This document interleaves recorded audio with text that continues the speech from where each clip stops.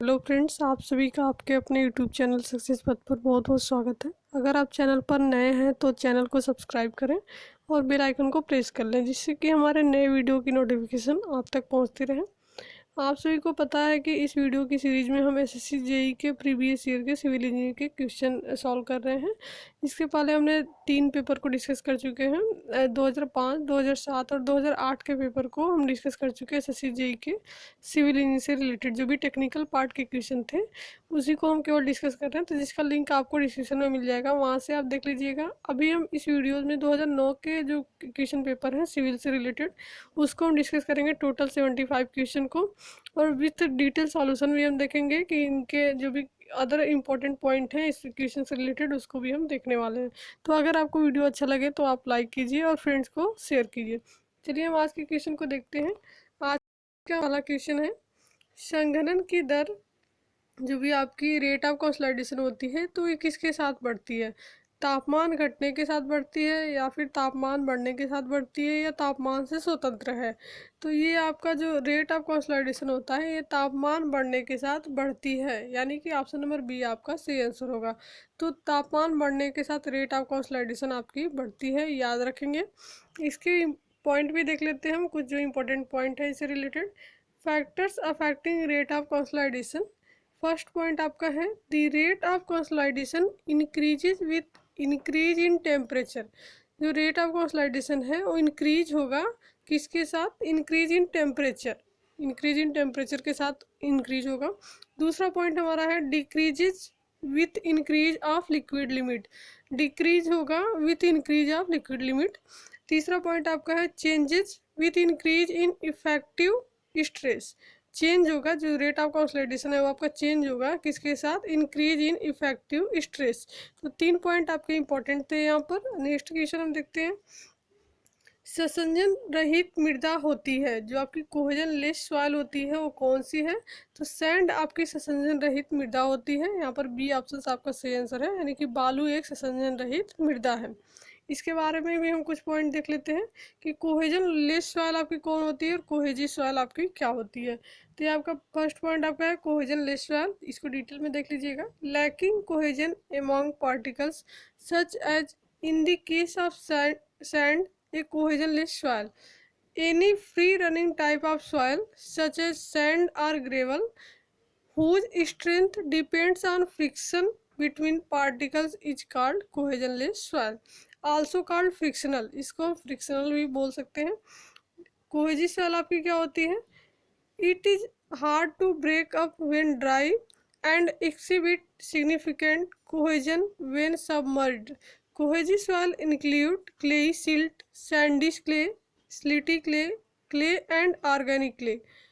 Dry soil means soil that does not exhibit visible signs of moisture content. तो ये थे आपके कोहेजनलेस soil और कोहेजी सॉइल के बारे में। नेक्स्ट क्वेश्चन हम देखते हैं, प्लेट लोड परीक्षण का प्रयोग क्या तय करने के लिए किया जाता है? जो भी आपका प्लेट लोड टेस्ट हम करते हैं, सारे सवाल के क्वेश्चन है, ज़्यादातर सवाल के क्वेश्चन आपके पूछे जाते हैं एसएससी जेईई में। तो जो प्लेट लोड टेस्ट आपके हैं, क्या परीक्षण करने के लिए हम करते हैं? पहला ऑप्शन आपका दिया है नियो की धारण क्षमता, यानी कि बियरिंग कैपेसिटी ऑफ फाउंडेशन। दूसरा आपका है नियो का निषेधन, यानी कि सेटलमेंट ऑफ फाउंडेशन। तो ये दोनों ऑप्शन हम दोनों जो ऑप्शन दिए गए हैं वो सही हैं। तो प्लेट लोड परीक्षण से हम ये दोनों क्षमता निकालते हैं, नियो की धारण क्षमता भी निकालते हैं और निषेधन भी निकालते हैं नियो का। तो सी ऑप्शन आपका सही आंसर होगा, ए और बी दोनों। यानी कि जो प्लेट लोड टेस्ट हम करते हैं, नियो की धारण क्षमता, बियरिंग कैपेसिटी ऑफ सॉयल और सेटलमेंट ऑफ फाउंडेशन, और सेटलमेंट ऑफ फाउंडेशन, इन दोनों को ज्ञात करने के लिए किया जाता है। नेक्स्ट हम देखते हैं, प्लेट लोड टेस्ट के बारे में अगर कुछ इंपॉर्टेंट फैक्ट है उसको भी देखते हैं हम। फर्स्ट आपका है, it is use to determine the ultimate bearing capacity of soil as well as the probable settlement of the soil for a given loading and for a given depth. दूसरा point आपका क्या important है, it is a field test which is generally performed on uniform sandy soil. ये एक field test है और इसको हम जनरली परफॉर्म करते हैं कहाँ पर? यूनिफॉर्म सैंडी सॉइल पर। नेक्स्ट हम देखते हैं, नेक्स्ट क्वेश्चन, पारगम्यता को प्रभावित करने वाले भौतिक गुणधर्म हैं। जो भी आपकी परमेबिलिटी है उसको प्रभावित करने वाले भौतिक गुणधर्म कौन कौन से हैं?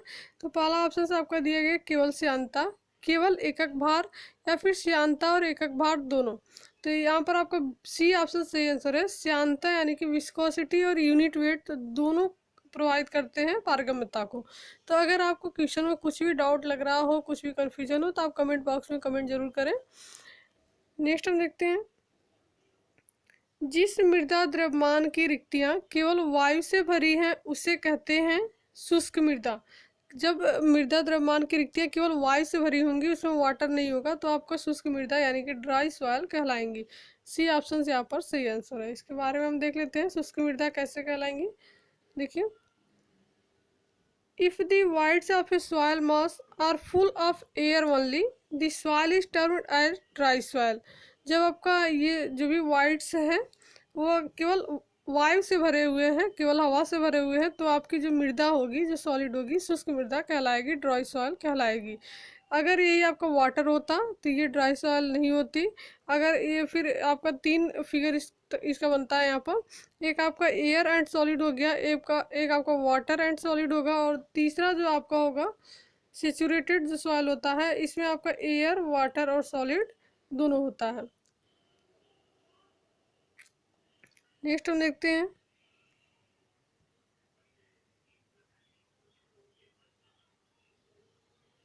रिक्तियों के आयतन का मृदा द्रव्यमान के कुल आयतन के साथ अनुपात कहलाता है। जो रिक्तियों के आयतन का मृदा द्रव्यमान के कुल आयतन के साथ अनुपात आपका क्या कहलाता है? तो पोरोसिटी कहलाता है, सरंध्रता जिसको हम बोलते हैं। तो जो रिक्तियों के आयतन का मृदा द्रव्यमान के कुल आयतन के साथ अनुपात आपका सरंध्रता कहलाता है। इसको हम देख लेते हैं सरंध्रता क्या होता है हमारा। सबसे पहले हम देखते हैं एयर कंटेंट क्या है। The ratio of volume of air voids to the total volume of the voids. तो ये हमारा एयर कंटेंट कहलाएगा। एयर कंटेंट आपका स्मॉल AC से डिनोट करते हैं। AC equal to VA upon VB। BA आपका है वॉल्यूम ऑफ एयर वाइट्स और VB आपका है total volume of the voids. Next हम देखते हैं पोरोसिटी। पोरोसिटी आपका क्या होता है? The ratio of volume of whites यानी कि VB upon total volume of the soil मास। जो टोटल वॉल्यूम है वो V है आपका, और VB आपका वॉल्यूम ऑफ वाइट्स है, और N आपका पोरोसिटी है। स्मॉल n से इसको डिनोट करते हैं। Small n equal to VB upon V।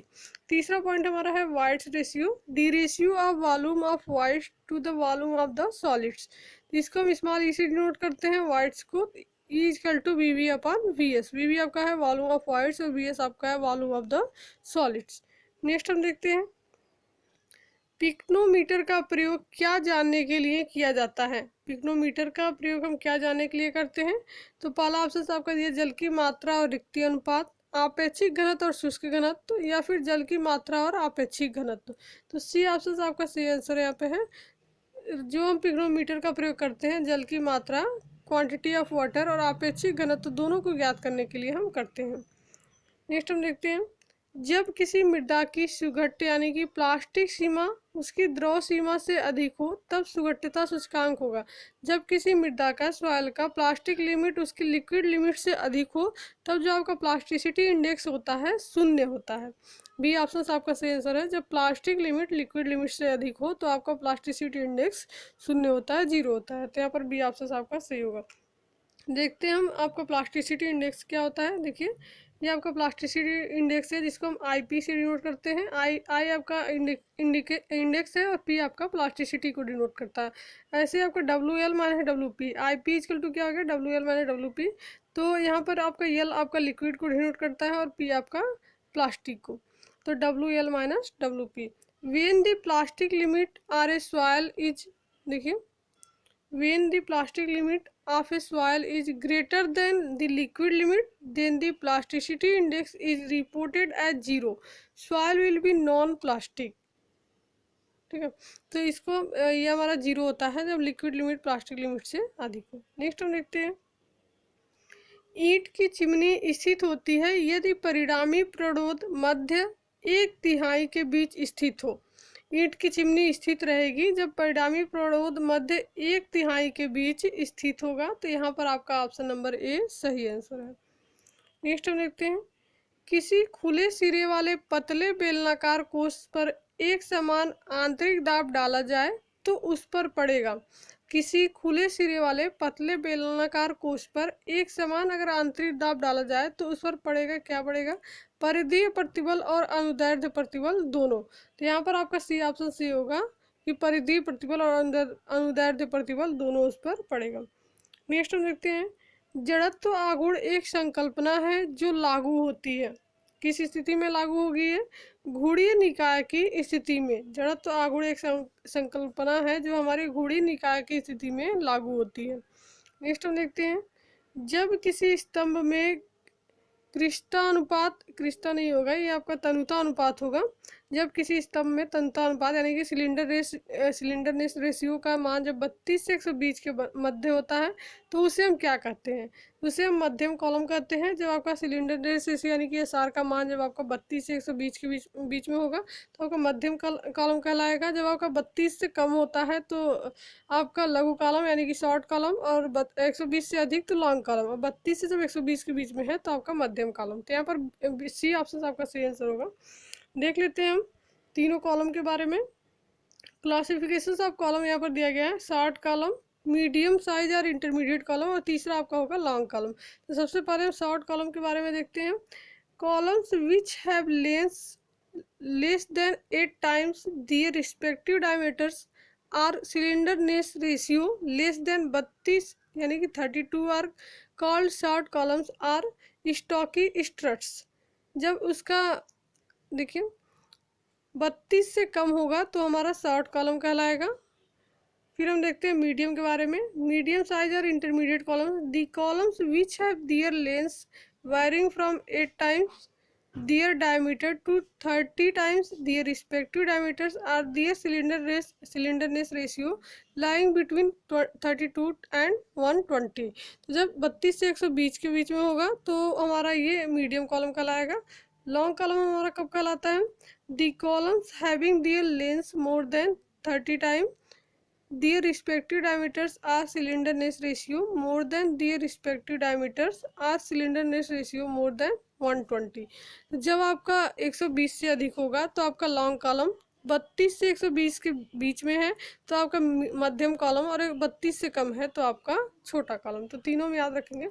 Next देखते हैं हम, ई यानी कि प्रत्यास्था मापांक और यन अपरूपण मापांक के बीच संबंध दिया जाता है। ये आपका बहुत ही पूछा जाता है, हर क्वेश्चन के सेट में आपको देखने को मिल रहा होगा एक क्वेश्चन। इसमें जो रिलेशंस होता है ई और एन में, ई और जी में, या फिर ई जी और के में, तो इसमें रिलेशन पूछा जाता है। तो ये सारे रिलेशन आपको याद रखने होंगे, आप रट लीजिएगा, बिल्कुल इसको नोट कर लीजिएगा।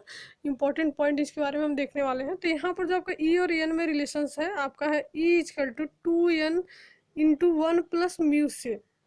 म्यू आपका क्या होता है? आपका म्यू इजकल टू 1/m होता है। तो यहाँ पर बी ऑप्शन आपका सही आंसर है, E is equal to 2n into 1 plus mu. E और एन में ये रिलेशंस है। और भी रिलेशन जो इंपॉर्टेंट है उसको हम देख लेते हैं। The relation between Young's modulus, जिसको हम ई कैपिटल ई से डिनोट करते हैं, Young's modulus, and modulus of rigidity, तो इसको हम कैपिटल एन से डिनोट करते हैं, मॉडुलस ऑफ रिजिडिटी, और यंग्स मॉडुलस आपका स्मॉल ई कैपिटल ई से। तो यहाँ पर आपका हो जाएगा ई और एन में रिलेशन क्या हो गया? E is equal to 2n into 1 plus mu. ये आपका ई और एन में रिलेशन हो गया। और भी रिलेशन हम देखते हैं इंपॉर्टेंट, इसको आप नोट जरूर कीजिएगा। रिलेशन बिटवीन इलास्टिक कांस्टेंट, ये आपके हर जगह एक क्वेश्चन इससे मिल जाता है आपको। तो रिलेशन बिटवीन इलास्टिक कांस्टेंट क्या होते हैं? ई और के में आपका जो रिलेशन क्या होगा? E is equal to 3k into 1 minus 2 mu. फिर दूसरा हमारा है पॉइंट ई और जी में relation, E is equal to 2g into 1 plus mu. फिर हमारा ई जी और के में क्या रिलेशन होगा? E is equal to 9kg upon 3k plus G. E G और के में भी रिलेशन पूछता है तो ये आपका है E is equal to 9kg upon 3k plus G. फिर हमारा क्या हो गया? म्यू इजकल टू क्या होता है? 1/m होता है आपका म्यू, पॉइजन रेशियो है।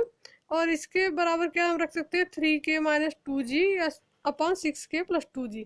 तो यहाँ से आप अलग अलग रिलेशन आपको मिल गए। ये पॉइंट आपके बहुत ही इंपॉर्टेंट है पूरे, ये पूरा पॉइंट आपका इंपॉर्टेंट है, इसको आप नोट जरूर कीजिएगा। ई और के में रिलेशन, ई और जी में रिलेशन, ई के और जी में रिलेशन, या फिर म्यू इक्वल टू क्या होता है? जो पॉइजन रेशियो आपका है 1/m होता है। और इसको हम लिख सकते हैं 3k माइनस 2g अपन 6k प्लस 2g। और ई और एन में रिलेशन आपका यहाँ पर दिया है 2n इंटू 1 प्लस म्यू। चलिए हम नेक्स्ट देखते हैं। तनाव के अंतर्गत परीक्षण खंड की दर्द वृद्धि का प्रतिशत दर्शाता है उसकी तन्यता। तनाव के अंतर्गत परीक्षण खंड की दर्द वृद्धि का प्रतिशत क्या दर्शाता है? उसकी तन्यता दर्शाता है। तो यहाँ से ऑप्शन नंबर डी आपका सही आंसर होगा। देखिए ब्रिटलनेस, इसके जो भी ऑप्शंस आपके दिए गए, जैसे पहला आपका ऑप्शन दिया गया भंगुरता, दूसरा आपका आघातवर्धनीयता, दृढ़ता और तन्यता। तो तन्यता तो आपको पता चल गया क्या होता है, लेकिन ये जो आपका ब्रिटलनेस है, ये आघातवर्धनीयता है, ये दृढ़ता है, और ये तो इनके बारे में हम डिटेल भी देखते हैं कि अगर आपको कहीं इसके बारे में अगर पूछा जाता है तो उसका आंसर आपको पता हो। तो देखिए ब्रिटलनेस आपका क्या होता है, ये material is said to be brittle when it cannot be drawn out by tension to smaller section, or brittle metals are those which undergo fracture immediately after elastic limit. जैसे हम मान, ये आपका दिया गया एग्जांपल में cast iron, bronze, brass, concrete और glass, ये सारे आपके ब्रिटल मटेरियल होते हैं। दूसरा हमारा है malleability is the ability of a metal to be hammered into thin sheets. Gold and silver are highly malleable. ये आपका हो गया आघातवर्धनीयता। फिर तीसरा हमारा स्टिफनेस, देखिए कड़ापन, is the stiffness is the rigidity of an object, the extent to which it resist deformation in response to an applied force. ये आपका स्टिफनेस है। फिर हमारा है डक्टिलिटी। देखिए डक्टिलिटी हमारा क्या है, ductility is a solid material's ability to deform under tensile stress. This is often characterized by the material's ability to the stretched into a wire. तो ये आपके जो भी आपके ऑप्शंस दिए गए थे उसके बारे में यहाँ पर डिटेल हम देख लिए। जो भी आपका भंगुरता है, आघातवर्धनीयता है, दृढ़ता है और तन्यता है, तो इसके बारे में अगर पूछता है तो आपको पता होना चाहिए। नेक्स्ट हम देखते हैं, यूडियल वाली कैंटिलीवर धरन में अपरूपण बल निम्नलिखित में से किस नियम के अनुसार बदलता है? जो भी यूडियल वाली कैंटिलीवर धरन होती है आपकी, उसमें अपरूपण बल यानी कि शियर फोर्स का मान निम्नलिखित में से किस नियम के अनुसार बदलता है? तो रेखीय नियम के अनुसार। शियर फोर्स के बारे में पूछा जा रहा है, तो ये ऑप्शन आपका सही आंसर यहाँ पर रेखीय नियम के अनुसार। नेक्स्ट हम देखते हैं, बंकन समीकरण को लिखा जाता है। ये बहुत ही इंपॉर्टेंट है, मोस्ट इंपॉर्टेंट है, इसको आप जरूर याद रखिएगा किसी भी एग्जाम के लिए। तो बंकन समीकरण यानी कि जो बेंडिंग इक्वेशन होता है, इसको हम कैसे लिखते हैं? इसका इक्वेशन क्या होता है, M by I F Y Y या सिग्मा बी बाई वाई आप कर सकते हैं equal to E by are.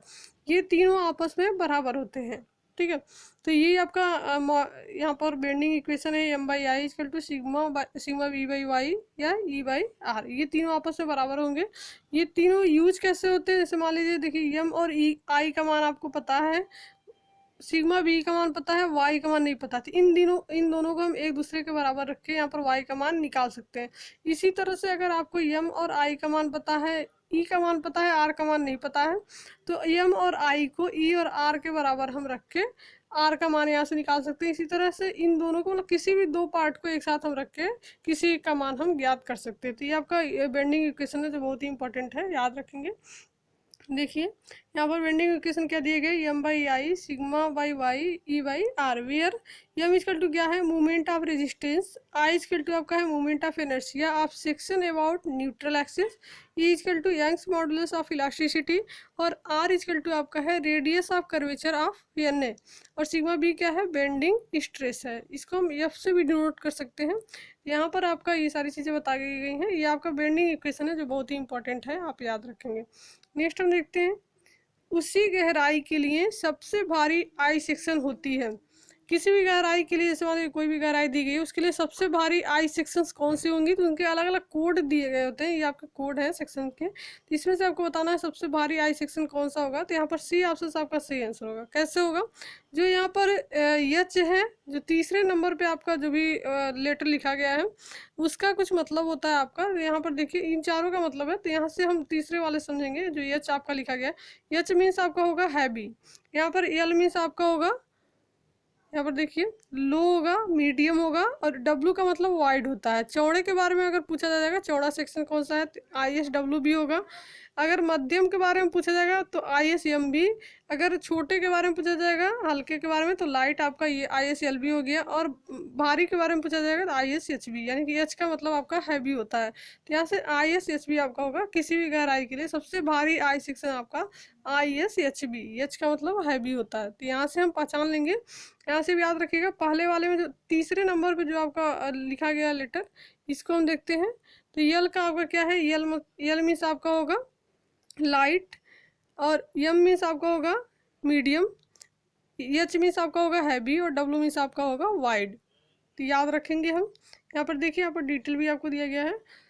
ISI handbook जो आपका है, ISI handbook gives 5 series of rolled steel beam section, 5 series हमको मिलती है यहाँ से। तो यहाँ पर देखिए, पहली सीरीज आपकी क्या है, ISJB, इसका क्या मतलब है, इंडियन स्टैंडर्ड। IS का तो मतलब हम समझते हैं इंडियन स्टैंडर्ड। जो आपका लास्ट में पॉइंट दिया गया ये तीसरे नंबर पे, बी का मतलब भी हम समझ रहे हैं, बीम के बारे में अगर बात की जा रही है तो बीम होगा, तो बीम भी हम समझ रहे हैं, लेकिन तीसरे नंबर पे जो लेटर लिखा हुआ है उसको हम समझेंगे, ये आपका जूनियर होता है, जे का मतलब जूनियर हो गया। फिर ISLB जो दूसरा आपका दिया गया है, तो इसमें यल का मतलब लाइट हो गया। ISMB, इसमें जो तीसरा आपका पॉइंट है, यम है, यम का मतलब मीडियम वेट। फिर आपका चौथा है ISWB, डब्ल्यू का मतलब वाइड फ्लैंज, जो उसकी फ्लैंज होगी वो चौड़ा होगा। फिर पांचवा आपका है ISHB, तो Indian standard H beams or column beams, ठीक है। फिर आपका ISHB यहाँ पर दिया गया है, तो ISHB is the heaviest I section for the same depth, उसी गहराई के लिए आपका ये हैवी यानी कि भारी आई सेक्शंस है ISHB। तो हम याद रखेंगे, इंपॉर्टेंट था ये पॉइंट आपका। नेक्स्ट क्वेश्चन हम देखते हैं, संपीड़न में चढ़ाव लंबाई नहीं होगी। जो भी आपका चढ़ाव लंबाई होती है, लैप लेंथ होती है, वो कितनी नहीं होगी, यहाँ पर 24 डेज से कम। सी ऑप्शन आपका सही आंसर है। संपीड़न में, कंप्रेशन में जो चढ़ाव लंबाई होगी आपकी 24 डेज से कम नहीं होगी। नेक्स्ट हम देखते हैं, प्रबलित सीमेंट कंक्रीट की भारवाही दीवार की न्यूनतम मोटाई होनी चाहिए। जो RCC आपकी कंक्रीट है, RCC है, उसकी भारवाही दीवार की न्यूनतम मोटाई कितनी होनी चाहिए, तो 10 सेंटीमीटर। यहाँ पर बी ऑप्शन आपका सही आंसर है। तो ये प्रबलित सीमेंट कंक्रीट की भारवाही दीवार की न्यूनतम मोटाई आपकी 10 सेंटीमीटर होनी चाहिए। नेक्स्ट हम देखते हैं, शुद्धालंबित धरण का विक्षेप अनुमत सीमाओं के भीतर रहने के लिए विस्तृति का प्रभावी गहराई के साथ अनुपात नहीं होना चाहिए। तो भी आपका सिंपली सपोर्टेड बीम है, उसका जो डिफ्लेक्शन होगा अनुमत सीमाओं के भीतर रहने के लिए विस्तृति का प्रभावी गहराई के साथ अनुपात नहीं होना चाहिए। कितना, 20 से अधिक। बी ऑप्शन आपका सही है, यहाँ पर 20 से अधिक नहीं होना चाहिए। चलिए हम देखते हैं, ये आपका सिंपली सपोर्टेड का पूछा गया था। अगर कैंटिलीवर और कंटिन्यूअस के बारे में पूछ लिया जाए तो क्या होगा, तो इसको भी हम याद रखेंगे। Basic values of span to effective depth ratio for span up to 10 metre, 10 metre तक के लिए आपको दिखाया जा रहा है। तो कैंटिलीवर के लिए आपका 7 से कम नहीं होना चाहिए, सिंपली सपोर्टेड के लिए 20 से, और कंटिन्यूअस के लिए 26 से। तो for span above 10 meter the values में be multiplied by 10 by span in meters expect for, ठीक है। तो यहाँ से हम याद रखेंगे, कैंटिलीवर के लिए 7, सिंपली सपोर्टेड के लिए 20, और कंटिन्यूअस के लिए 26। नेक्स्ट हम देखते हैं, पटिया यानी कि स्लैब का न्यूनतम आवरण न तो छड़ के व्यास से कम होना चाहिए और न ही 15 mm से कम। जैसे कोई कोई न्यूनतम जो आवरण होता है, जो भी आपका कवर लिया जाता है, उसका कुछ लिमिट दिया गया रहता है कि इतने से कम होना नहीं चाहिए। तो यहाँ पर आपका क्या है, न तो छड़ के व्यास से, जो भी छड़ का व्यास दिया होगा उससे तो कम होना ही नहीं चाहिए, और एक और लिमिट आपकी दी गई है, न ही 15 mm से कम। तो ये दोनों में से जो आपका कम होगा, जो आपका होगा आंसर, उसको हम ले लेंगे। यहाँ पर आपका बी ऑप्शन सही आंसर है कि छड़ के ब्याज से तो कम नहीं होगा, और भी दूसरी क्या लिमिट है जिससे कम नहीं होना चाहिए, तो 15 mm से आपकी कम नहीं होनी चाहिए। तो यहाँ पर आपका बी ऑप्शन सही आंसर होगा। देखिए हमारा अलग अलग के लिए देखिए, clear cover to main reinforcement, तो अलग अलग कवर आपका दिया गया है। तो मेन रेनफोर्समेंट के जैसे फुटिंग, आपका फुटिंग के लिए आपका 50 mm होना चाहिए, कॉलम के लिए 40 mm, या फिर ये आपका 12 mm दिया गया है, dia is greater than 12 mm, या 25 mm, dia equal to 12 mm। यहाँ पर बीम के लिए दिया गया 25 mm, स्लैब के लिए दिया गया 15 mm, और not less than diameter of the bar, 15 mm लेंगे, या फिर जो भी डायमीटर ऑफ बार दिया गया होगा उससे हम कम नहीं लेंगे। फ्लैट स्लैब के लिए आपका 20 mm है, स्टेयर केस के लिए 15 mm और सनसेट यानी कि छज्जा के लिए आपका 25 mm। तो ये हम याद रखेंगे क्लियर कवर किसमें हम मेन रेनफोर्समेंट में कितना कितना लेते हैं। नेक्स्ट हम देखते हैं दीवारों, स्तंभों और सभी संरचनात्मक अवयव के ऊर्ध्वाधर फलकों के लिए फर्माबंदों समानता हटाई जाती है। फर्माबंदी होगा दीवारों, स्तंभों और सभी जो भी आपका दीवार है, स्तंभ है, जो भी सभी स्ट्रक्चरल जो भी आपके अवयव हैं, संरचनात्मक अवयव हैं के ऊर्ध्वाधर फलकों के लिए फर्माबंदी समानता कितने दिनों बाद हटाई जाती है। तो समानता कब हटाई जाती है? 24 से 48 घंटे बाद। ये ऑप्शन आपका सही आंसर है। दीवार के लिए, स्तंभ के लिए, संरचनात्मक अवयव के ऊर्ध्वाधर फलकों के लिए जो फर्माबंदी होती है वो हम 24 से 48 घंटे बाद हटाई जाती है। तो ये ऑप्शन आपका सही आंसर है। चलिए देख लेते हैं यहाँ पे किसका हम कितने दिन बाद हटाते हैं। तो यहाँ पर देखिए वॉल्स के लिए column and vertical faces of all structural members, जितने भी वर्टिकल फेसेज हैं स्ट्रक्चरल मेंबर्स के, उसकी जो हम फर्माबंदी है 24 से 48 घंटे बाद हटाते हैं। स्लैब के लिए जो प्रॉप्स लेफ्ट अंडर है 3 डेज के बाद हटाते हैं। बीम, बॉटम बीम के लिए 7 डेज। और removal of props under slab spanning up to 4.5 metre तक के लिए 7 डेज और स्पैनिंग अप टू 4.5 तक के लिए 4.5 मीटर के लिए 14 डेज। तो यहाँ से हम याद रखेंगे कि किसका फर्माबंदी हम कितने दिन बाद हटाते हैं। नेक्स्ट हम देखते हैं कंक्रीट के घटकों का सही अनुपात निर्भर करता है।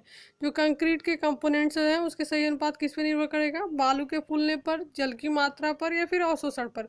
तो तीनों ऑप्शन आपके सही हैं, तो तीनों पर निर्भर करेगा, यानी कि ऑप्शन नंबर डी आपका सही आंसर होगा, उपयुक्त सभी पर। नेक्स्ट हम देखते हैं ग्रेड एम 200 के कंक्रीट में विभिन्न घटकों सीमेंट, बालू और मिलावा का अनुपात होता है। आपको अलग अलग ग्रेड का अलग अलग अनुपात जो होता है मटेरियल का, उसको आपको याद रखना चाहिए, इंपॉर्टेंट है ये पॉइंट, हमेशा पूछा जाता है। तो ये 200 दिया गया है, तो यहाँ पर आपका 1, 1.5, 3 कोई भी अगर अनुपात आपका दिया गया होगा तो उसकी सही पहचान के लिए यही पहचान है कि जो उसका 3 पार्ट आपके होते हैं मटेरियल के। पहला पार्ट आपका सैंड को डिनोट करता है, जो पहला आपका होता है सीमेंट होता है, सॉरी, दूसरा हमारा सैंड होता है, तीसरा एग्रीगेट होता है। ये सीमेंट है, ये सैंड है और ये हमारा एग्रीगेट है। यानी कि अगर एक पार्ट हम सीमेंट यूज कर रहे हैं तो वहाँ पर हम 1.5 पार्ट सैंड यूज करेंगे और 3 पार्ट एग्रीगेट यूज करेंगे। तो ये आपका तीनों पार्ट का तो मतलब समझ में आ गया। लेकिन ये जो दूसरा पार्ट है, दूसरे पार्ट का तीसरा पार्ट जो होता है 2 गुना होता है। तो अगर अनुपात गलत भी लिखा गया है तो आप पहचान कर सकते हैं कि ये जो भी रेशियो दिया गया सही है या गलत है। तो यहाँ पर देख लीजिए 1.5 का ये जो 2 गुना होगा 3 होगा, तीसरा वाला जो पार्ट, जैसे आपका 1 है तो इसका ये 2 गुना दिया गया 2, फिर 3 है तो 6। तो ये पहचान के लिए है, ऐसे जनरली आप अपने पहचान के लिए इसको मान सकते हैं। तो यहाँ पर जो एम 200 का दिया गया इसका जो रेशियो होगा 1, 1.5 और 3 होगा। और भी ऐसे हम देख लेते हैं जो भी इंपॉर्टेंट रेशियोज आपके हैं। ये आपका दिया गया पहले कॉलम में grade of concrete, mix proportion आपका दिया गया है, जो मिक्स का अनुपात है। प्रिस्पेक्टिव कैरेक्टरिस्टिक स्ट्रेंथ दी गई है न्यूटन पर mm² में। तो जो आपका पहला है M10 के लिए आपका है 1, 3, 6 रेशियो दिया गया है और 10 इसकी कैरेक्टरिस्टिक स्ट्रेंथ होती है।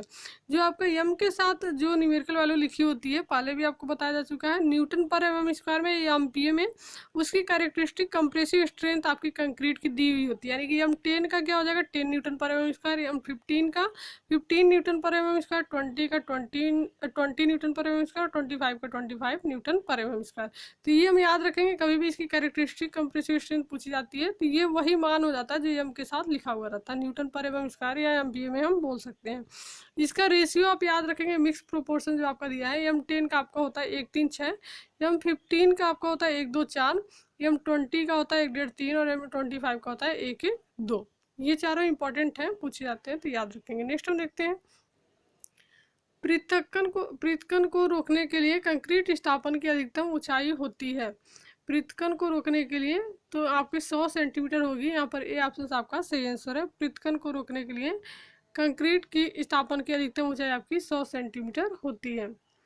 किसी यांत्रिक कंपित्र से कंक्रीट का संघनन करते समय औपात नहीं होना चाहिए। जब कभी हम मैकेनिकल कंपैक्टर से अगर कंक्रीट का संघनन कर रहे हैं, कंपैक्शन कर रहे हैं, तो उसके समय औपात कितना नहीं होना चाहिए? तो 5 सेंटीमीटर से अधिक।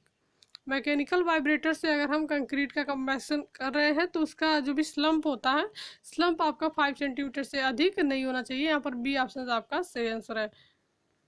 नेक्स्ट हम देखते हैं, दृढ़ जोड़ वाले समतल ढांचे के प्रत्येक अवयव में अज्ञात आंतरिक बलों की संख्या होती है। जो भी दृढ़ जोड़ वाले समतल ढांचे होते हैं कि प्रत्येक अवयव में अज्ञात आंतरिक बलों की संख्या आपकी 3 होती है। यहाँ पर सी ऑप्शन आपका सही आंसर है। देखिए यहाँ पर दिया गया है, number of unknown internal force in each member of a rigid jointed plane frame is 3। ये भी याद रखेंगे, 3 होता है। जैसे हम कैसे 3 ले सकते हैं, जिस summation of F X equal to 0, summation of F Y equal to 0, summation of M Z equal to 0। पहला आपका है फॉर 2D ट्रस के लिए, अगर ट्रस आपका 2D है तो summation of F X equal to 0, summation of F Y equal to 0, 2 ही होगा आपका।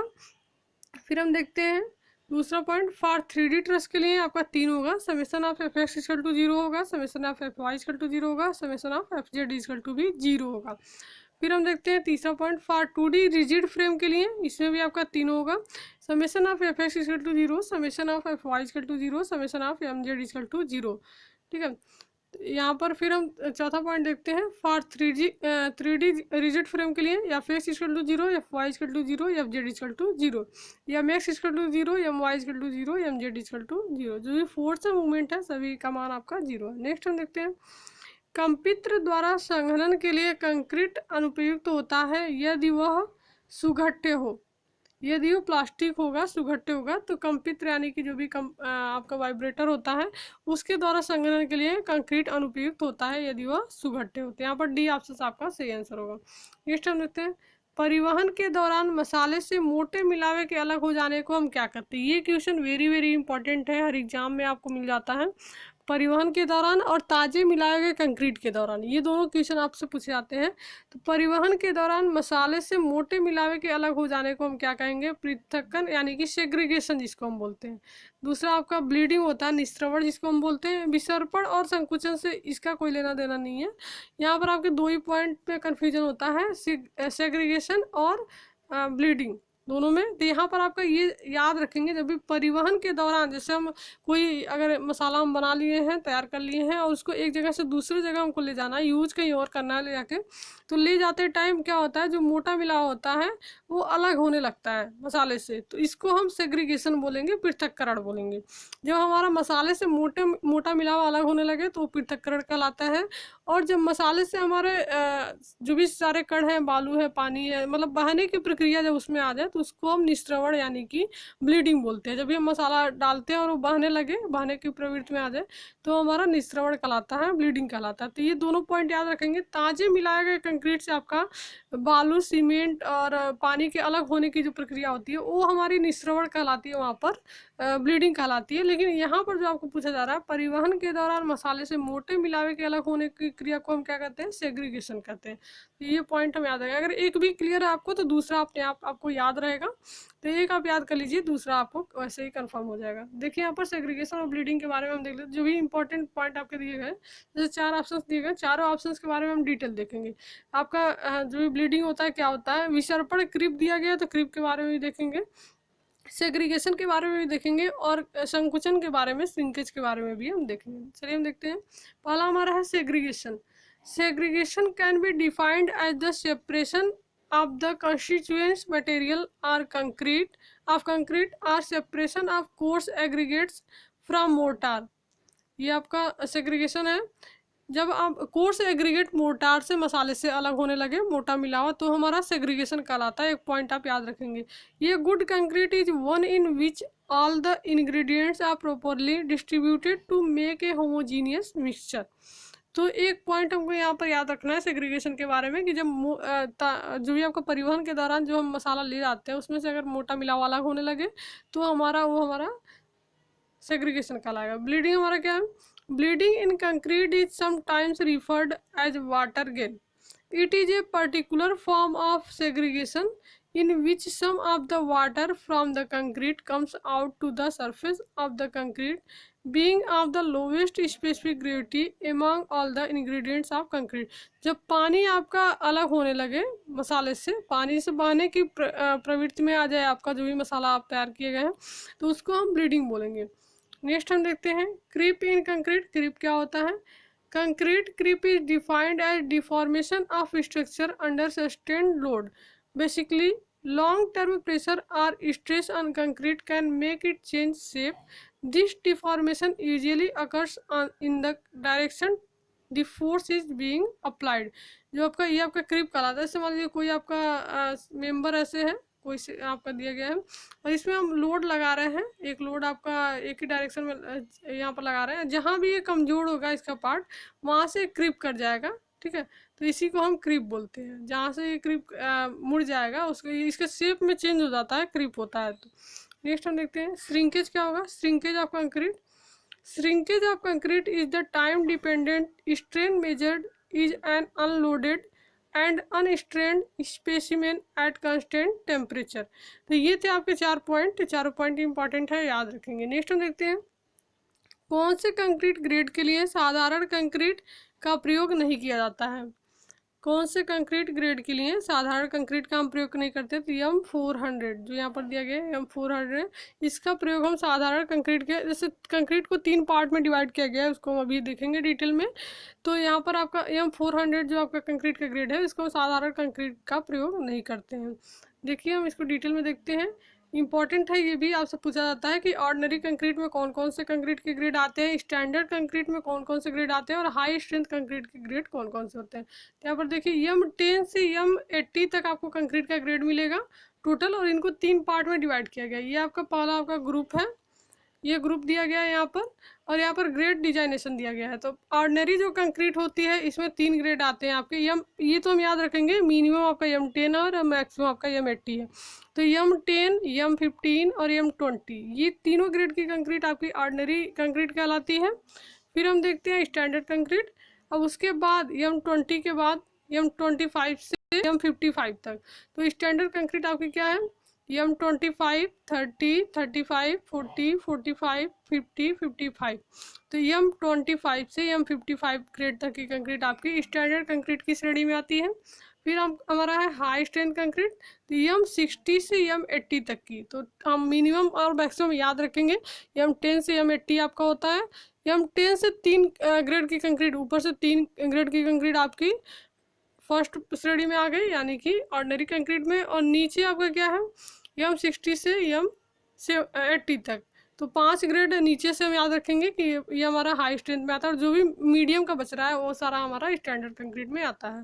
तो ये हमारा हाई स्ट्रेंथ कंक्रीट में हो गया M60, 65, 70, 75 और 80। तो 3 ग्रेड है कंक्रीट के, यहाँ पर हम याद रखेंगे। नेक्स्ट हम देखते हैं तल मापन का संबंध मापन के साथ होता है ऊर्ध्वाधर समतल में। जो भी तल मापन का संबंध होता है मापन के साथ ऊर्ध्वाधर समतल में होता है। यहाँ पर बी ऑप्शन आपका आंसर है। वर्टिकल जो भी प्लेन होता है उसमें हम तल मापन करते हैं, जो भी आपका लेवलिंग है। नेक्स्ट हम देखते हैं तल मापन की उत्थान और पतन यानी कि राइज एंड फॉल जो मेथड है पूर्ण जांच उपलब्ध कराती है।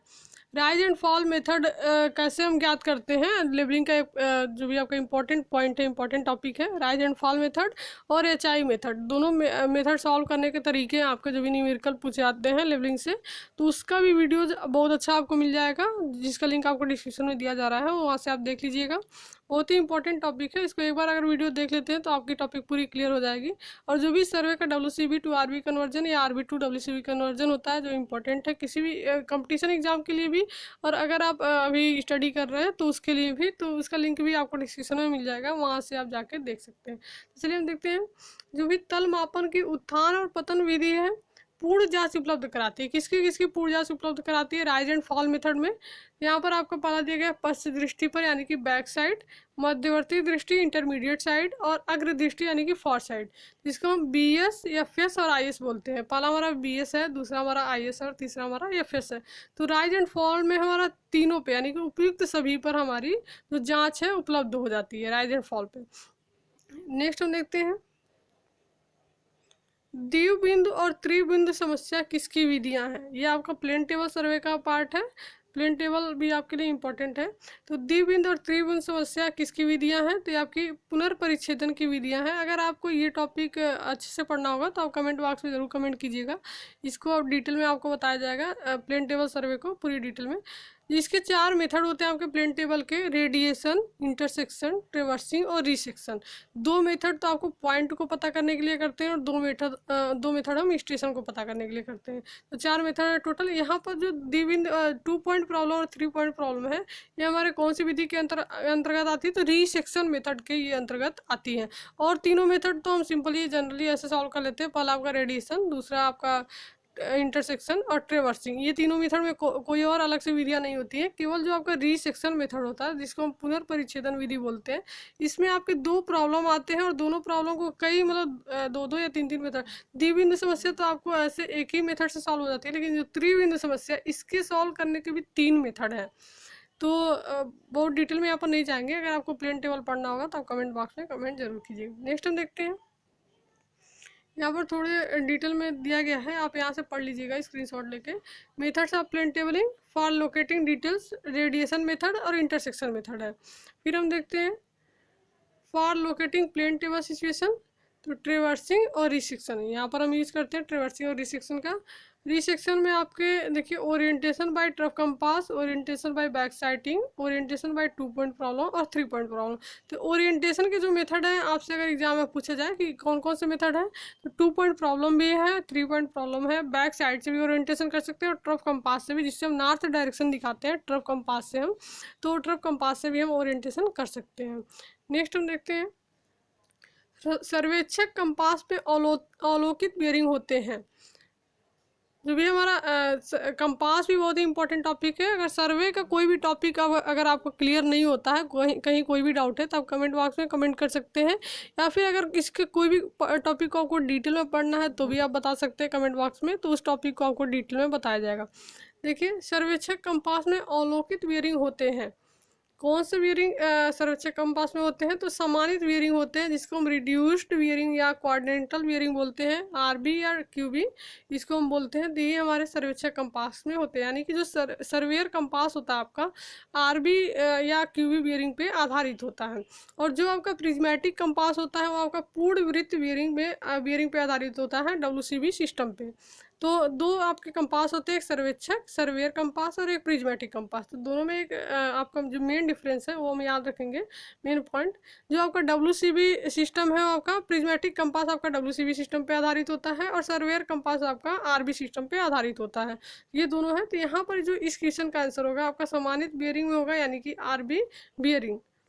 ठीक है, रिड्यूस्ड बियरिंग। सर्वेक्षक कंपास में अवलोकित बियरिंग कौन से होते हैं, रिड्यूस्ड, यानी कि जो बियरिंग हम लेते हैं, जो मान हम ज्ञात करते हैं सर्वेक्षक कंपास में, वो आरबी में होते हैं, आरबी में आपको प्राप्त होते हैं। अगर प्रिज्मेटिक से लेते हैं तो WCB में हमको प्राप्त होते हैं।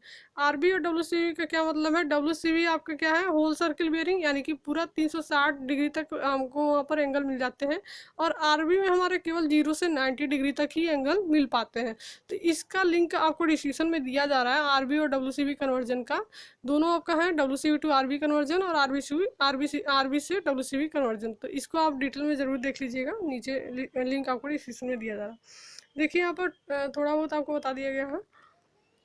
इन surveying compass the graduation are in quadrantal bearing QB are reduced bearing system having 0 degree at north and south end 90 degree at east and west. जो आपका सर्वेयर कंपास होता है उसमें 0 डिग्री कहाँ बना होता है, नॉर्थ और साउथ में। ये आपका नॉर्थ अगर है, नॉर्थ साउथ ईस्ट और वेस्ट, ये आपका होता है, ये आपका वेस्ट है। तो ये नॉर्थ और साउथ पे 0 डिग्री बना होता है और ईस्ट और वेस्ट पे 90 डिग्री बना होता है, इधर भी और इधर भी। इसी तरह जो आपका प्रिज्मेटिक कंपास होता है, the graduation are in whole circle bearing system having 0 degree at south end 90 degree at north end 270 degree at east. यानी कि जो आपका प्रिज्मेटिक कंपास होगा उसमें जो आपका दिया गया होता है, जो एंगल होते हैं, होल सर्किल बियरिंग होता है। तो यहाँ आपका नॉर्थ हो गया, साउथ हो गया, ईस्ट हो गया और ये वेस्ट हो गया।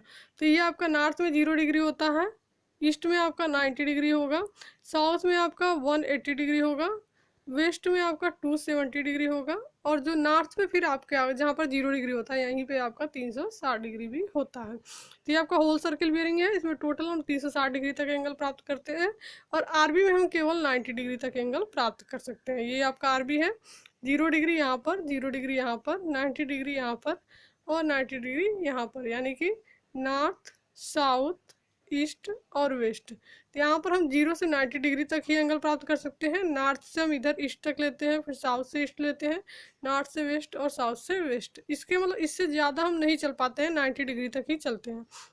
नेक्स्ट हम देखते हैं, पेंट में वड़क यानी कि पिगमेंट उत्तरदायी होता है। किसके लिए उत्तरदायी होता है? तो रंग के लिए। बी ऑप्शन से यहाँ पर सही आंसर है। पेंट में जो वड़क होता है रंग के लिए उत्तरदायी होता है।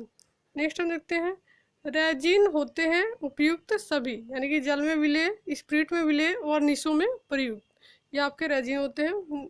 यहाँ पर आपको डिटेल दिया गया है, यहाँ से आप स्क्रीनशॉट लेके देख लीजिएगा। नेक्स्ट हम देखते हैं, जिस सर्वेक्षण में पृथ्वी की वक्रता को ध्यान में रखा जाता है, कर्वेचर को ध्यान में रखा जाता है, उसको हम कौन सा सर्वेक्षण करते हैं? तो जियोडेटिक सर्वे हम बोलते हैं उसको, भूगणितीय सर्वेक्षण।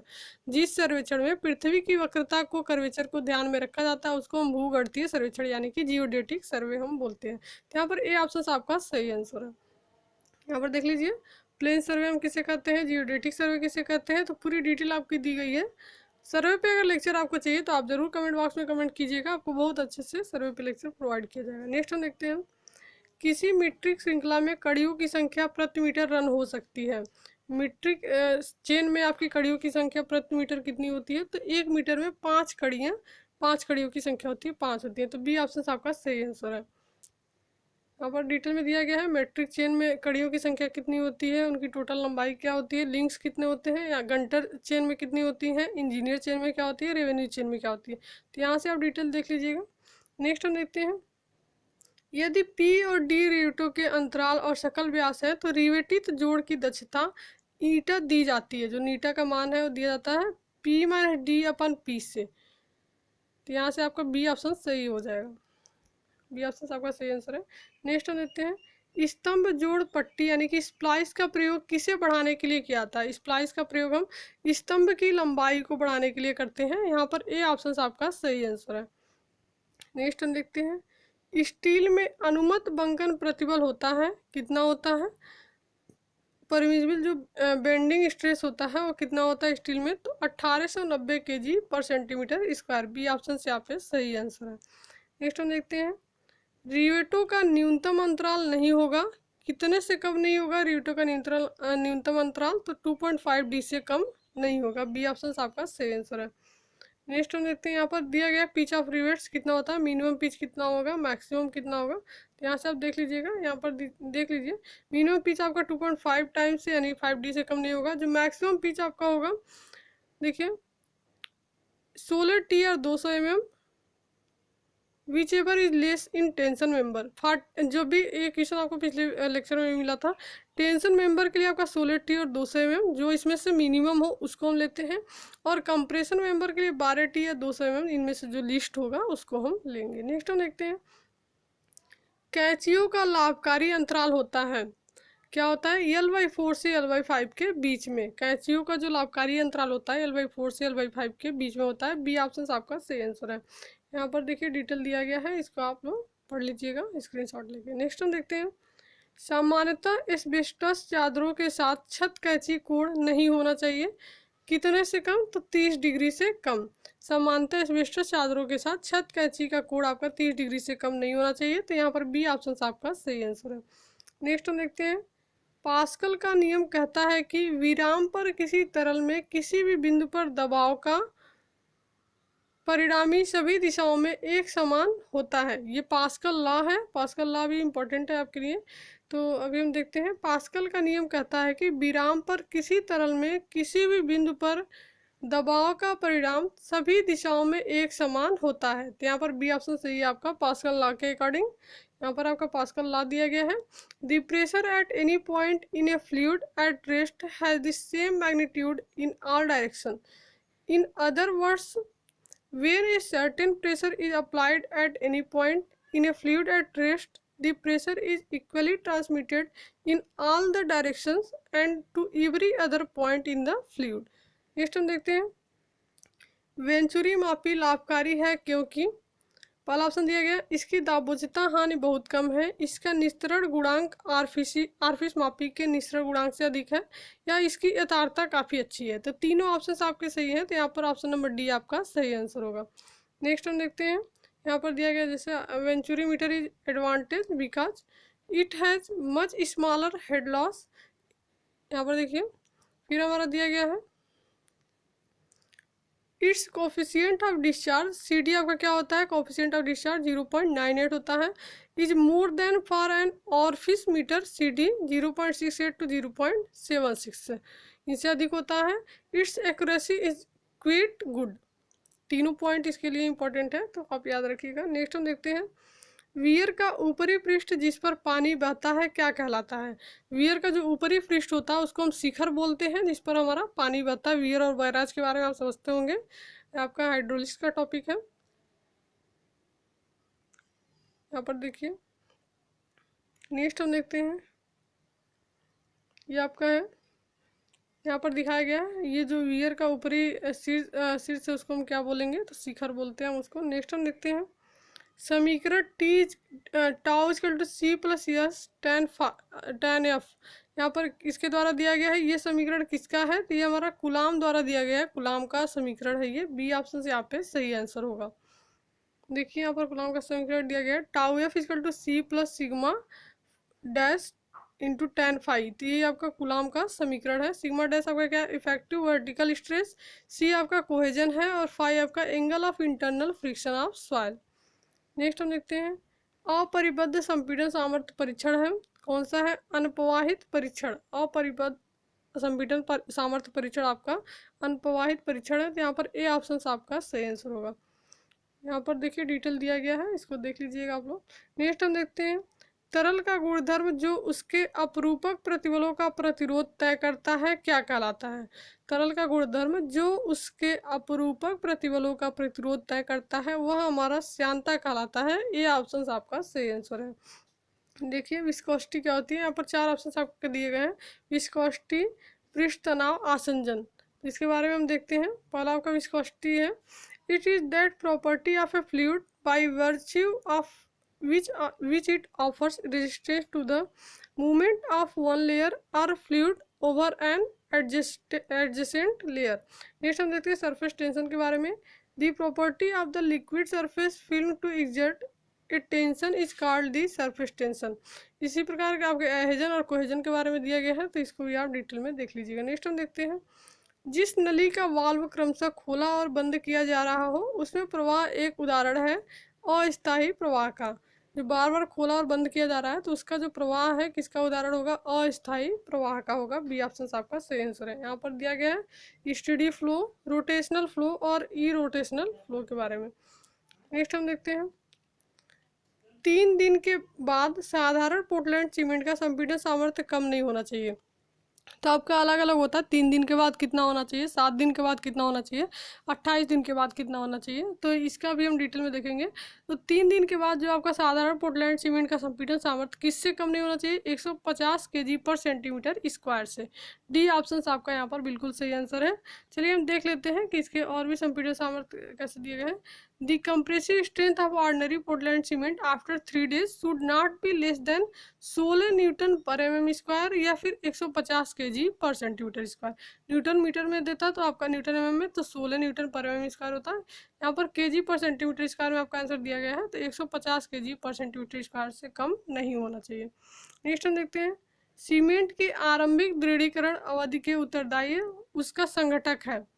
आरंभिक दृढ़ीकरण के अवधि के लिए उत्तरदायी संगठक कौन सा है, कंपोनेंट्स जो आपके 4 बोगस कंपाउंड होते हैं सीमेंट में, C3A, C2S, C3S और C4AF।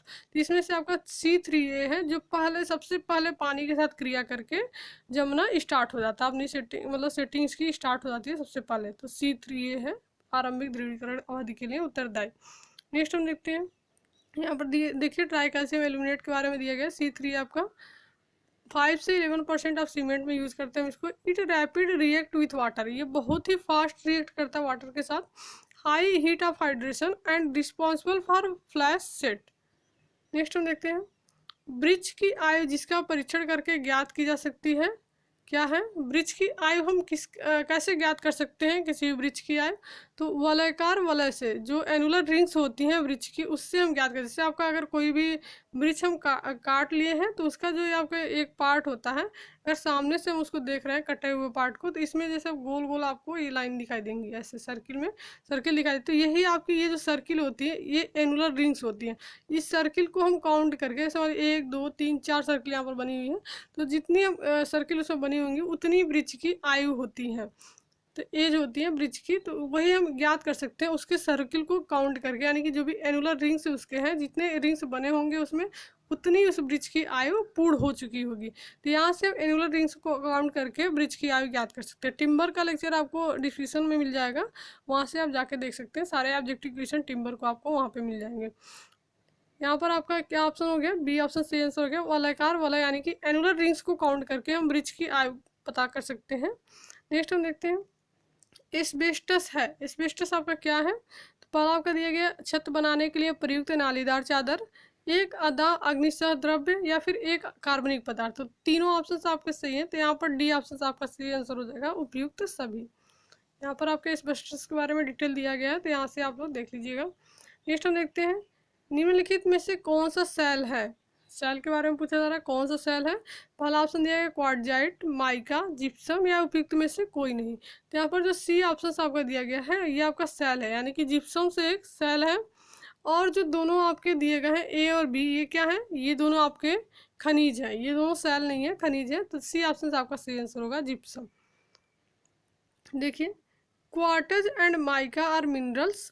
Quartz and mica are minerals, ये क्वेश्चन इंपॉर्टेंट है, लगभग सारे एग्जाम में पूछे जाते हैं। And gypsum is a chemically precipitated sedimentary rock. तो जिप्सम आपका सेल है और क्वार्टज और माइका आपके खनिज है, मिनरल्स है। नेक्स्ट हम देखते हैं उस पत्थर को अस्वीकार कर दिया जाता जो कितने % से अधिक जल का अवशोषण करे। कौन सा मतलब कोई भी पत्थर अगर है और कितने % से अधिक जल का अवशोषण करे तो उसको अस्वीकार कर लेते हैं, उसको यूज़ नहीं करते हैं। तो 5% से, जो भी अगर आपको सैंड के सॉरी स्टोन के बारे में अगर पूछा जा रहा है कि स्टोन कौन सा स्टोन आपका अच्छा होता है, तो अगर 5% से अधिक पानी अवशोषित करता है कोई भी स्टोन तो उसको हम अस्वीकार कर देते हैं। तो उसमें जो लिमिट है आपकी अवशोषण क्षमता है 5% से अधिक नहीं होनी चाहिए। ये ऑप्शन से यहाँ पे सही आंसर है। अगर ये आपको ब्रिक के बारे में पूछा जाता तो 20% वहाँ पर होता है। तो जो भी बिल्डिंग मटेरियल के जितने भी चैप्टर आपके बनते हैं बिल्डिंग मटेरियल से, उस सारे चैप्टर से रिलेटेड जितने भी ऑब्जेक्टिव क्वेश्चन है सभी को कवर करा दिया जा चुका है, जिसका प्लेलिस्ट का लिंक आपको डिस्क्रिप्शन में दे दिया जाएगा, वहाँ से जाके आप देख सकते हैं। बिल्डिंग मटेरियल के प्रत्येक चैप्टर के सभी ऑब्जेक्टिव इंपॉर्टेंट जो भी इंपॉर्टेंट ऑब्जेक्टिव क्वेश्चन है वो कवर कराए गए हैं। नेक्स्ट हम देखते हैं, यहाँ पर देखिए ये good building stone should possess low water absorption percentage absorption जिसको बोलते हैं after 24 hours less than 0.6 and rejected if it absorb water more than 5%। अगर 5% से अधिक पानी एब्जॉर्ब करता है कोई भी बिल्डिंग स्टोन तो उसको हम रिजेक्ट कर देते हैं। नेक्स्ट हम देखते हैं, अब देखिए ईंटों के बारे में आ गया। प्रथम श्रेणी ईंटों का संतुलन सामर्थ्य कितने से कम नहीं होना चाहिए। सारे लेक्चर आपको नीचे डिस्क्रिप्शन में मिल जाएंगे प्लेलिस्ट में बिल्डिंग मटेरियल के, वहाँ से आप देख लीजिएगा। यहाँ पर देखिए 100 kg per centimeter square, 100 kg per centimeter square. और भी डिटेल हम देखते हैं इसके बारे में। The crushing strength of the first class brick should not be less than 10.5 newton per mm square और 100 kg per centimeter square. Newton per mm square और केजी दोनों में पूछ सकता है आपसे। तो जो क्रशिंग स्ट्रेंथ होती है, संदलन सामर्थ्य होती है ब्रिक की, फर्स्ट क्लास की 3 क्लास आपके होते हैं मेन, फर्स्ट सेकेंड और थर्ड। तो तीनों को आपको याद रखना है। फर्स्ट क्लास ब्रिक की क्रशिंग स्ट्रेंथ आपकी कितने से कम नहीं होनी चाहिए, should not be less than 10.5 newton per mm square या 100 kg पर सेंटीमीटर स्क्वायर। जो सेकेंड क्लास की ब्रिक आपकी होती है उसकी जो क्रशिंग स्ट्रेंथ होगी आपकी should not be less then 7 Newton per mm square और 70 kg पर सेंटीमीटर स्क्वायर। जो थर्ड क्लास की आपकी ब्रिक होगी उसकी जो क्रशिंग स्ट्रेंथ है should not be less then 5.5 Newton per mm square या 55 kg पर सेंटीमीटर स्क्वायर। तो ये हम याद रखेंगे। फर्स्ट क्लास के लिए 100 kg per centimeter square, second के लिए 70 और थर्ड के लिए 55 kg से कम नहीं होना चाहिए। नेक्स्ट हम देखते हैं प्लास्टर ऑफ पेरिस किसके निस्तापन से प्राप्त किया जाता है। तो जिप्सम के, ये इंपॉर्टेंट क्वेश्चन है आपका, हर जगह पूछा जाता है। तो प्लास्टर ऑफ पेरिस आपके जिप्सम के निस्तापन से प्राप्त किया जाता है, बी ऑप्शन आपका सही आंसर है। नेक्स्ट हम देखते हैं स्नानागार, रसोई आदि जैसी स्वच्छता फिटिंग से निस्सरण का वहन करने के लिए प्रयुक्त नली को कहते हैं। जो भी निस्सरण का वहन होता है उस नली को हम क्या कहते हैं, अजल नली कहते हैं। ये ऑप्शन आपका सही आंसर है। अजल नली मीन्स वेस्ट पाइप, जो वेस्ट पाइप होता है उसको हम हिंदी में अजल नली बोलते हैं। नेक्स्ट हम देखते हैं, ताजे बहित मल यानी कि सीवेज का पीएच मान आमतौर पर होते हैं, आमतौर पर कितना होता है, तो 7 से अधिक होता है। बी ऑप्शन आपका सही आंसर है। यहाँ पर दिया गया है डिटेल, देख लीजिएगा। सेप्टिक टैंक होता है, सेप्टिक टैंक आपका क्या है, निस्दन टैंक या पाचन टैंक, तो दोनों ऑप्शन आपके सही है, ए और बी दोनों। जो सेप्टिक टैंक है आपका निस्दन टैंक और पाचन टैंक दोनों होता है। यहाँ पर सेप्टिक टैंक के बारे में दिया गया है, इसको भी देख लीजिएगा। नेक्स्ट हम देखते हैं, प्रबलित प्रतिबल और विकृति के बीच अनुपात को कहते हैं। प्रतिबल और जो भी स्ट्रेस स्ट्रेन होता है उसके बीच के अनुपात को, उसके रेशियो को हम क्या बोलते हैं, प्रत्यास्था मापांक बोलते हैं हम। प्रतिबल और विकृति के बीच के अनुपात को हम प्रत्यास्था मापांक बोलते हैं, मॉडुलस ऑफ इलास्टिसिटी बोलते हैं। देखिए, it is the ratio of normal stress to normal strain up to elastic limit.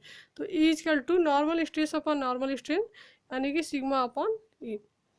तो यहाँ से आपका होगा मॉडुलस ऑफ इलास्टिसिटी, जो आपका स्ट्रेस और स्ट्रेन का अनुपात होता है उसको हम बोलते हैं। बर्नौली समीकरण किसी मात्रा की प्रति यूनिट कुल ऊर्जा निरूपित करता है, वह मात्रा है, कौन सी मात्रा है, यहाँ पर डी ऑप्शन आपका यहाँ पर दिया गया है, ऊर्जा प्रति यूनिट भार। ये आपका बर्नौली समीकरण से रिलेटेड है, डी ऑप्शन आपका सही आंसर है। यहाँ पर देखिए, बर्नौली इक्वेशन के बारे में भी आपसे एग्जाम में पूछा जाता है। तो Bernoulli equation represent total energy per unit of weight, ये हम याद रखेंगे। और इसका इक्वेशन क्या है, P upon W plus V square upon 2g plus Z equal to C, यानी सी का मतलब क्या है, कॉन्स्टेंट। तो P by W plus V square upon 2g plus Z equal to constant. तो बर्नौली समीकरण आपसे एग्जाम में पूछ सकता है। नेक्स्ट हम देखते हैं, जल की कुल मांग ली जा सकती है, टोटल डिमांड कितनी ली जाती है जल की, तो ये भी इंपॉर्टेंट क्वेश्चन है, पीएचई से आपका है। ये ऑप्शन आपका सही आंसर है, 135 लीटर पर कैपिटा डिमांड। तो ये ऑप्शन आपका सही आंसर है, जल की कुल मांग 135 लीटर ली जाती है। प्रति व्यक्ति पर कैपिटा डिमांड का मतलब आपका क्या है, प्रति व्यक्ति की मांग, प्रति व्यक्ति की मांग हुआ 135 लीटर प्रति व्यक्ति मांग पर कैपिटा डिमांड। नेक्स्ट हम देखते हैं, नए ब्लीचिंग पाउडर में क्लोरीन का प्रतिशत होता है लगभग, नए ब्लीचिंग पाउडर में क्लोरीन का प्रतिशत आपका 30 से 35% होता है लगभग। सी ऑप्शन आपका सही आंसर है। नेक्स्ट हम देखते हैं, वाहित मल यानी कि सीवेज उपचार यूनिट बनाए जाते हैं आमतौर पर 15 से 20 वर्षों के लिए। जो भी सीवेज उपचार यूनिट है वो आपके 15 से 20 वर्षों के लिए आमतौर पर बनाए जाते हैं। तो यहाँ पर आपका बी ऑप्शन सही आंसर है। नेक्स्ट हम देखते हैं, देखिए, sewage treatment units are normally designed for 15 से 20 साल के लिए, आपके 15 to 20 ईयर।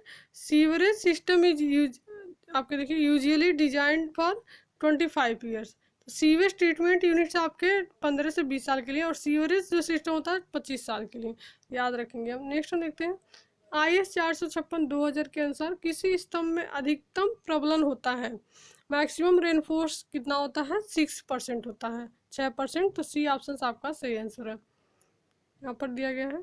नेक्स्ट हम देखते हैं, मापांक अनुपात यम दिया जाता है, मापांक अनुपात कितना लेते हैं हम, यम का मान, तो आपका आरसीसी से रिलेटेड है, इंपॉर्टेंट भी है। यम का जो भी मॉडुलर आपका मापांक अनुपात होता है वो हम कितना लेते हैं, तो 280/3 सिग्मा CBC।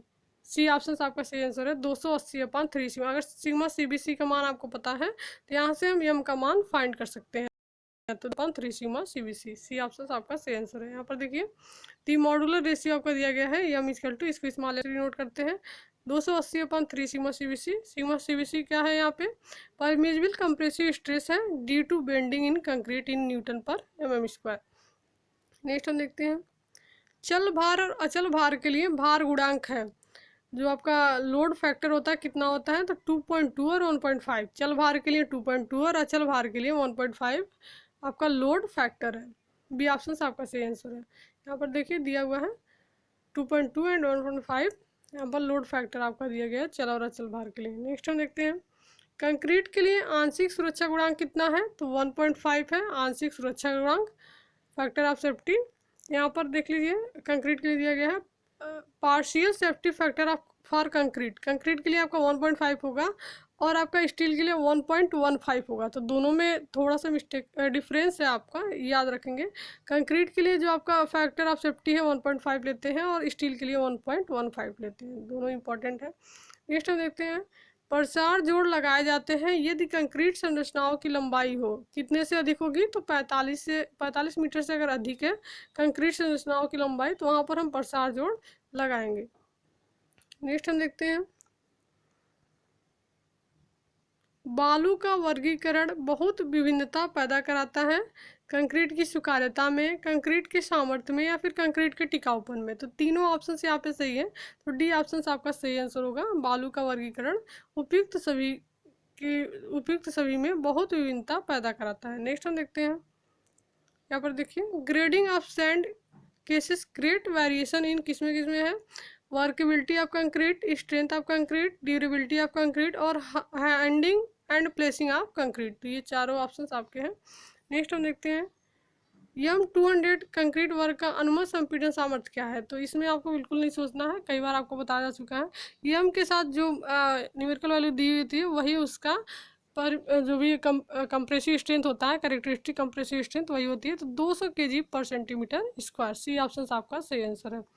नेक्स्ट हम देखते हैं, लास्ट क्वेश्चन आज का हमारा,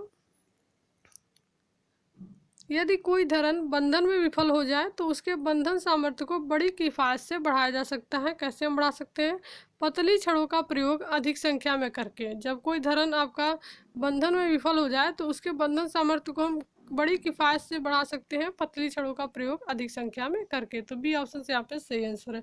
इसी तरह की और भी वीडियोस के लिए चैनल को सब्सक्राइब जरूर करें, बेल आइकन को भी प्रेस कर लें जिससे नए